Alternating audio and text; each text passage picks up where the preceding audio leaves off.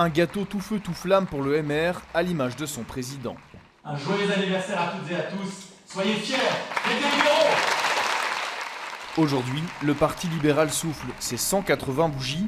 Il s'agit de la première formation politique créée en Belgique. Son histoire commence par une ligne anticléricale qui disparaît petit à petit pour laisser plus de place à l'économie, une thématique défendue encore aujourd'hui, entre autres à Bruxelles. On est fidèle à nos convictions, on veut plus de liberté d'entreprendre, plus de liberté pour les Bruxelloises et les Bruxellois. C'est ce qu'on essaye de défendre dans un contexte économique qui est compliqué, qui nécessite de ramener de la bonne gestion et de la rigueur.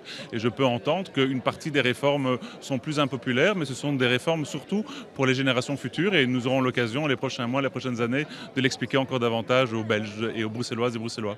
Le MR aujourd'hui, c'est aussi l'hyper-présence et hyper-présidence de Georges-Louis Boucher, un mandat qui a porté ses fruits jusqu'à présent, mais qui ne fait pas toujours l'unanimité. Je pense que le tempérament de Georges Louis, il est comme ça. Il travaille beaucoup, il se bat beaucoup, il discute beaucoup, il est réactif surtout.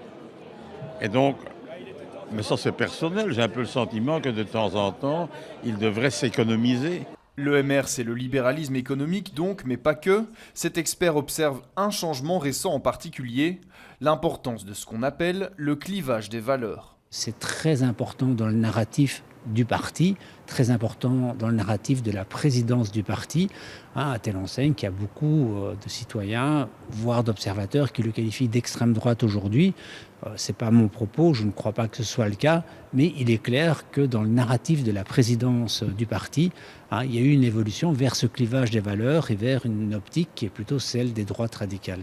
Cette politique va-t-elle servir le parti ou l'inverse? Son président a déjà la réponse. Et en 2029, mesdames et messieurs, je vous l'annonce, nous gagnerons